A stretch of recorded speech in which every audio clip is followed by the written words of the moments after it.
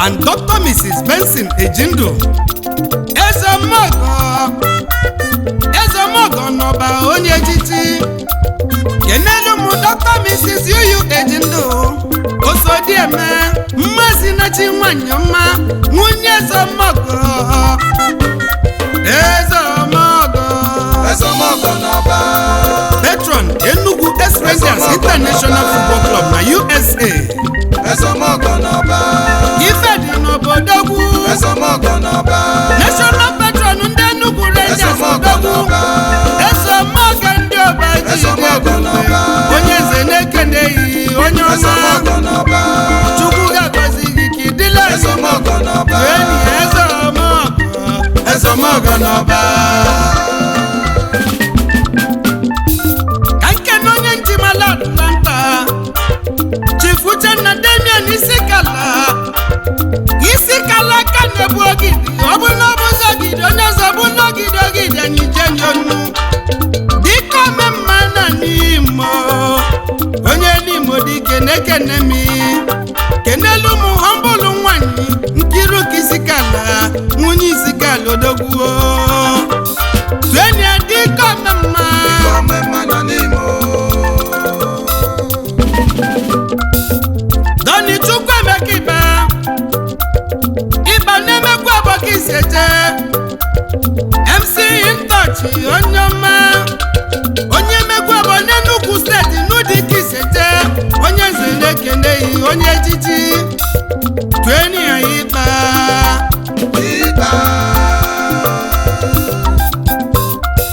Chief Pat Okpala Obi Sambara na China nwoke malụ maka nwanyị onye nze keneghị Obi Sambara onye echichi n'isobili Chris Nwabụ eze bili Ọfịa dị ulu na Nnibo CEO Baskin Brilliance Limo Service Kiji Kalisia another Atlanta icon maka na Atlanta maka anyị jere Atlanta Georgia na mmadụ keji eje obodo mmadụ bụ n'obodo na-ekofu n'afụna Atlanta Georgia na America onye nze nwa mgbobi jelu na Atlanta makanu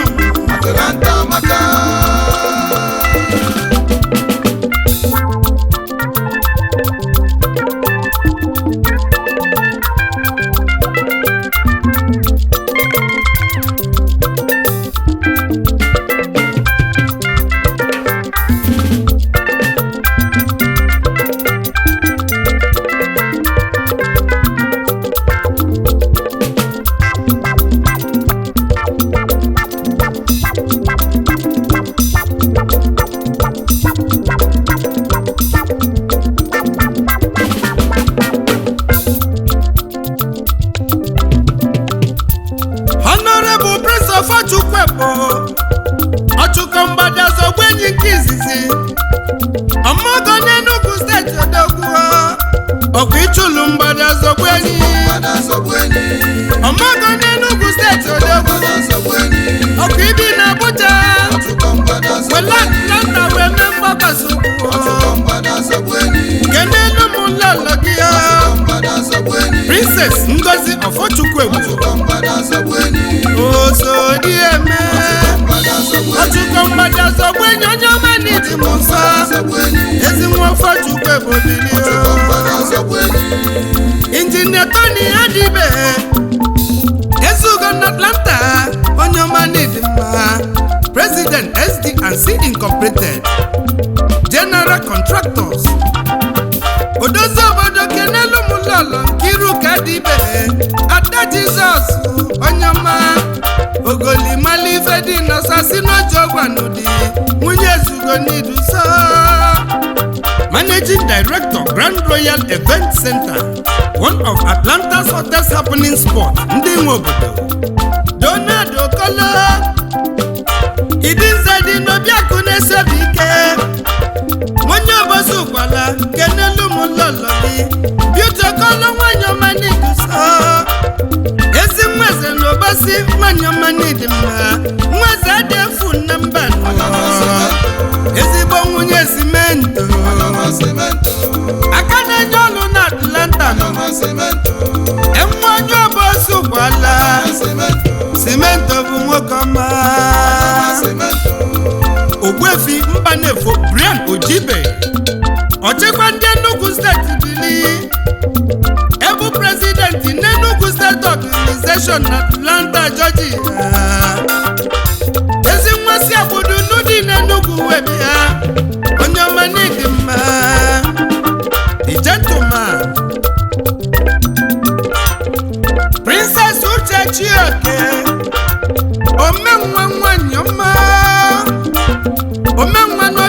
ọma n'ụdịka iseke president na Enugu State Women Organization na Atlanta, Georgia. Ezinwa Igwe Alex Chioke Ngwu second of Odioma and Lolo Omenwa Chioke Chukwu ga na Lumbulobi Fanandokwa Atlanta Maka Dem Chief Dr. Adam Jo Ezokeke Nwanyi Kibia Ijele Nwanyi Nagwata Obisa Nekene Ide Wilson Azi Osiyelu Mkume N'Ogbunike Anona Kwekwe Kenelu Mulolo Lolo Ifi Azi Ndema Neme Man Atlanta Greg Oke Mba Ojina Nwata Nwanye Nnewe National Vice President Emeritus Nnewe Progressive Association na USA Yina Lolo Chinelo Mba Goma Akane Silora na Atlanta Chief Willie Onyilo Ofia Fulagu na Batete Onye mmemme Onye Batete Niduso Oyimo Bunangwa Watakwala Kasoga Nyelive Kenelu Mulolo Jenu Chinyalo Yilo Obide Mwanyoma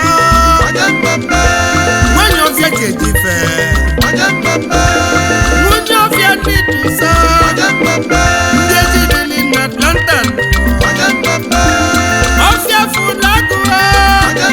Ofia Fulagu Nyemmeme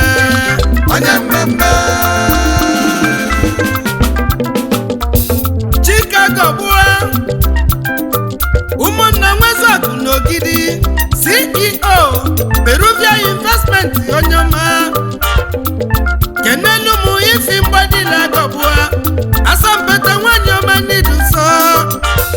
Asampete Nwanyoma Nabonu Digiseje Munye Mwezuwe Aku Peruvia Mwanyogidi Mwene Muniduso Engineer Felici Ebe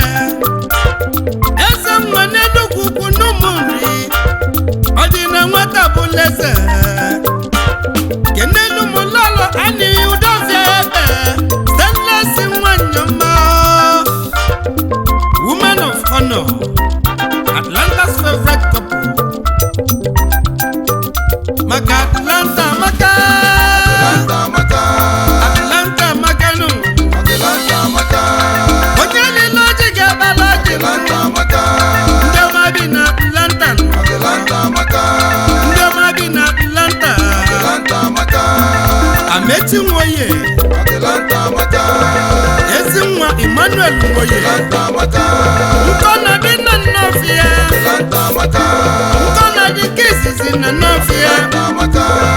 CEO CMIA Incorporated Wilson Atlanta Kenelu Mulalo Natisha Kamele Nwoye Solitude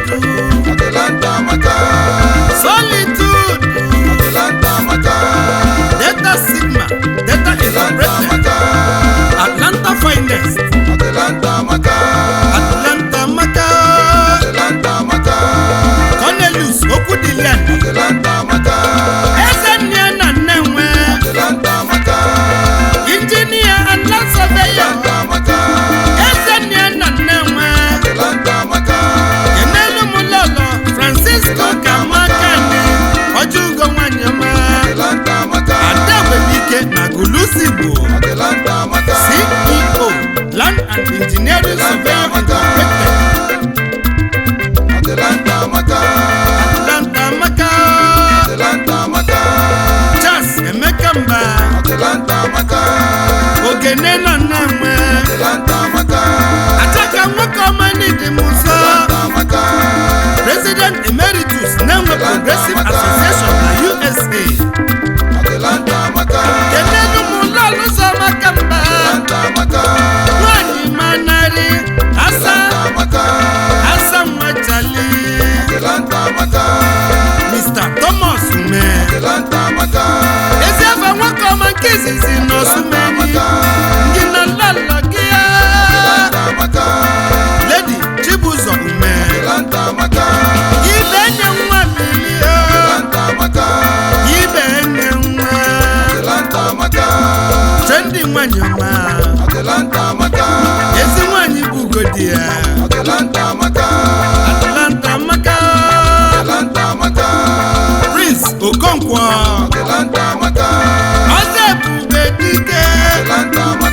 Ọzọebube dike nke izizi n'Enugu Agidi onye ọma n'ịdị mma enelu m lọlọ gị ya Dr. Mrs. Nwamaka Okonkwo ihe mmadụ ibeze CEO Tire Zone and More Automotive Group LLC Atlanta Maka Mazi Jerry Ibechukwu Ọnụlube nwanne nye gba n'ọsọ kelelu m lọlọ bisi Ibechukwu obi dị nwanyị nọsi mụ Keneda na Ibechukwu mkpoto n'iduso eze chikwadoro ezi nwanne Daiwet Ibechukwu eze ama n'ụwa niile Nollywood legend Atlanta Maka ndị ọma bi na Atlanta Maka anyị ejebe n'agụkwụ nri ka nke n'oyi m Chief Donald Igwebike okwute n'agụkwụ nri ka isi eje Stone n'agụkwụ Akụja Jaffa kenelu m lọlọ gị Precious Igwebike nwanyị ọma ugegbe Akụja Jaffa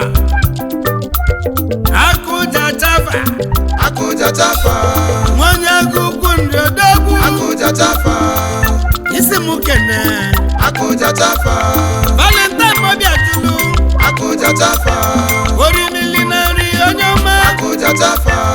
gị na lọlọ gị Mrs. Janet Nwabugwu Igwebike Ajalugo nwanyị ọma osisi na miego Akụja Jaffa ezi afọ nsọ obelu ugo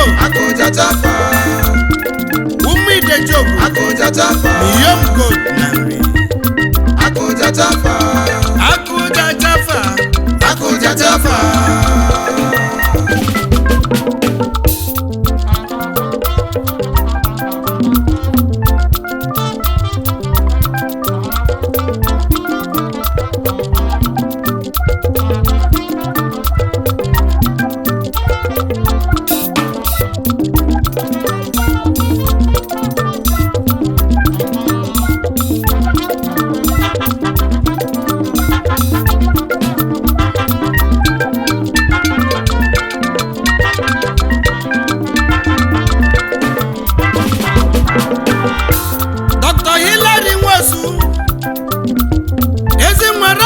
Chukwu na Nnewi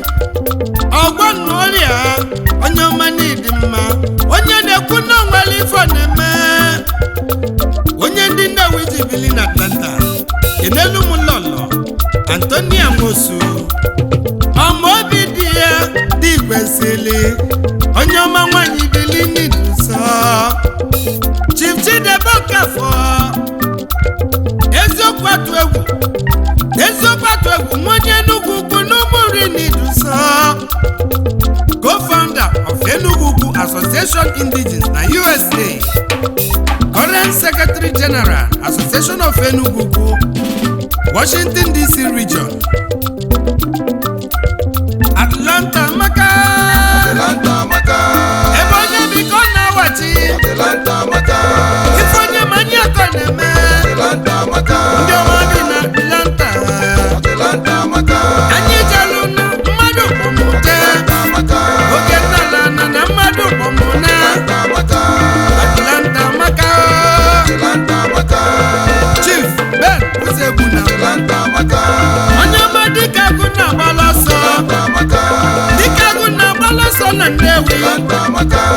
ikwikwi adebe na nkịtị adịadụ ndị ike mkpọrọ kenelu ụlọlọ gị Dr. Florence Uju Uzegbuna o kwesịrị dike onye ọma mmadụ ya fụma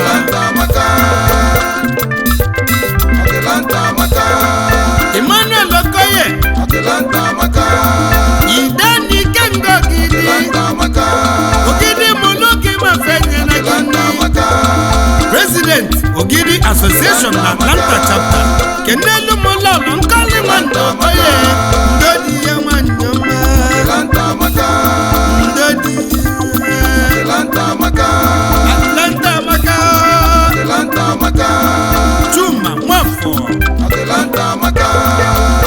Okome Loye Isiaku Enugu State Ogologo nwoke na mmadụ n'obi na ngisi na mmadụ n'obi okwusi ogwu na Atlanta import and export afọ nwa bụ oketele n'Enugu ukwu na Ụmụnri onye ogologo adezezo n'afịa ọzọ Chike lụtụ anya kenelu ụlọlọ gị nwanne ke nwaọgwụ abala gị bụ ihe nke mbụ na mbụ nwanyị ọma Chukwu gọziri oketele Atlanta maka Ifeanyi Chukwu kadidi agụlefo ezudosile n'ogbu n'ike isi ihe Emporium kenelu ụlọlọ nnebechi Angela agụlefo Ifeanyi Chebezudo the Emporium Banquet Hall n'ụlọ Georgia Chief Ike Mora ọzọ nnama Akajugo na Nnọfịa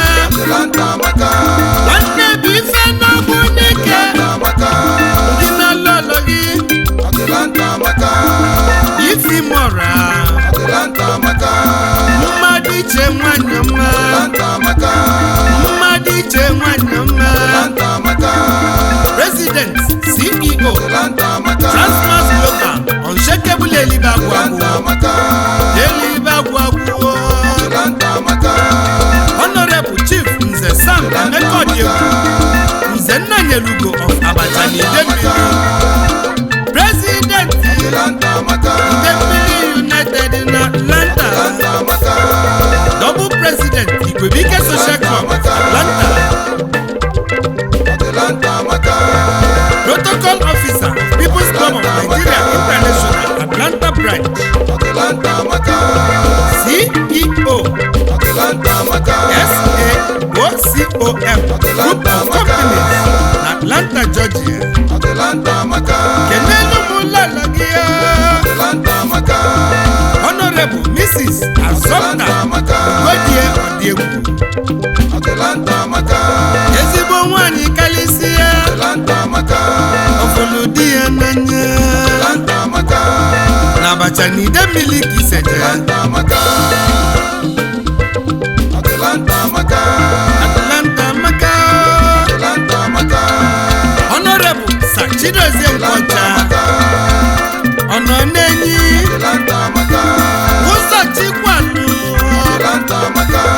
ụzọ Chikwalu na mmadụ pụrụ imechi ya ọnọ n'enyi n'idu nsọ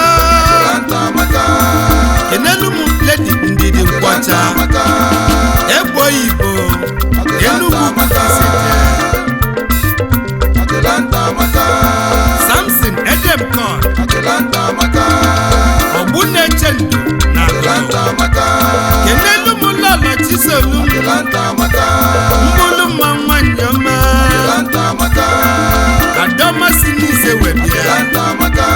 Atlanta maka Joseph Okwaralo ezi afọ aka ego na Nnedo onye Nnewi n'Ibodogwu kenelu m ọma mmalọlọ gị Yukeria nwanyị ọma Osodieme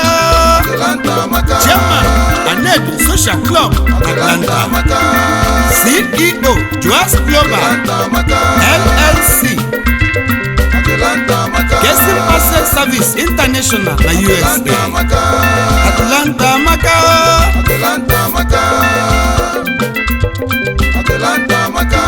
Doni Chukwa Mekiba Nosimu Kenebenu The management of ABC Shipping and Logistics Atlanta, Georgia Cyril Wanjoko Baba Sule Omire Nubaka Obato Fuara Wagofumbia Anthony Obodo Ezedi Orama Nabuko Michael Muhammad Wanjoko Mbume One Obapa Fine Boy Forever Angena One Oria Dr. Michael Chukwemeka Okonkwo Ewe Natozo Nangri Eziwa Rijo Fone Kedemi Isimu Kenezinei Antonia Okomebu na Mokofo Ugegbe Nwanyị Gwefina Nezinna Yinalu Mmụọ Ignatius Ofiaju Okonkwo Ndudi Isiakụ na Nri Doni Chukwa Mekiba Nosimu Kene Atlanta Eagles Football Club Isaac Emefo The host of Legends of Nigerian Football Odizia Nogato